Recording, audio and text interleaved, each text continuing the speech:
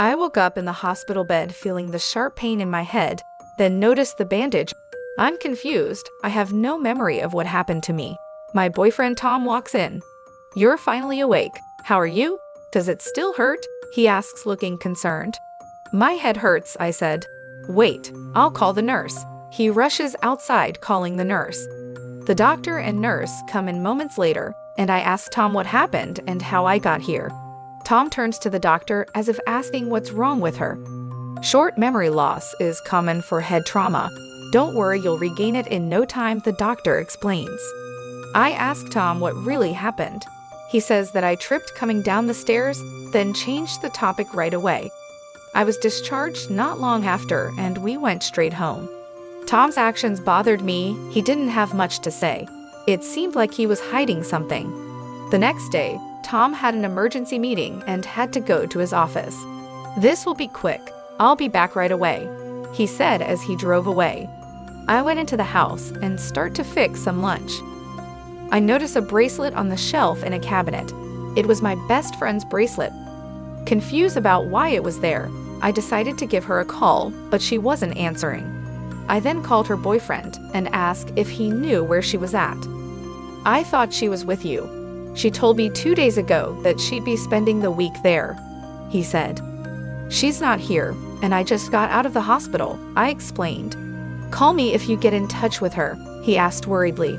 "I surely will." The call ended.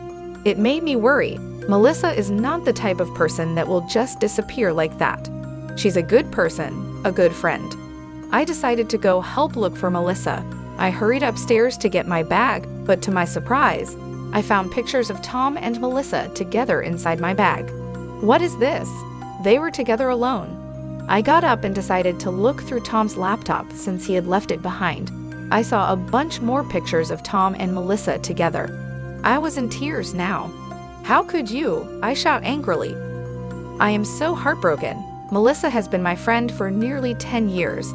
I never imagined her doing this to me. I was crying my heart out when I remembered that Melissa was missing. Her boyfriend told me that she was supposed to be here, but she's not. She was supposed to be with me on the day of the accident. Then I remembered Tom acting suspicious. I start to search everywhere for possible clues. What happened to Melissa? I catch a glimpse of something in the trash and was shocked. I found a bloody piece of fabric. Now I'm starting to get very scared. I start searching everywhere, and then I found high-heeled shoes hiding in the cabinet. Those aren't mine. I think they might belong to Melissa, I thought. I hurriedly gather all the evidence and put it inside a big plastic bag. I will take it to the police station. But when I was about to get out, I got a text from Tom that he was almost home. I got really scared and decided to just put everything back and pretend to not know anything. Did he do something to Melissa? I passed by the basement door and heard a ringing. I took a few steps back and listened for the ringing. It was coming from the basement. I was so scared to go down, but I did it anyway. Was that Melissa's ringtone? Was she down there? I open the door and slowly walk down the stairs. I hear the cell phone ringing, much louder now. I follow the sound, and that led me to our old cabinet. The ringing stops. Silence filled the basement, and I can hear my heartbeat. I slowly opened the cabinet and screamed.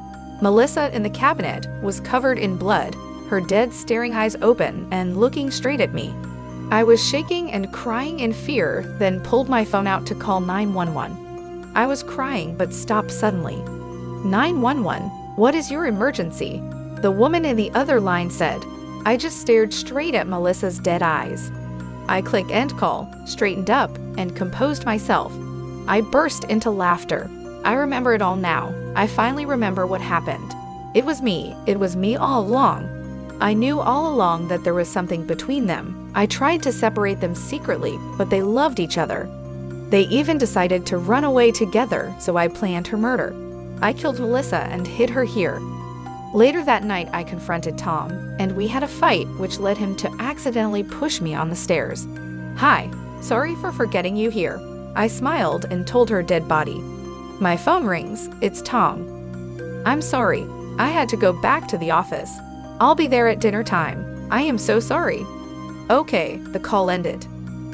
I turned on the music and started to cook for dinner.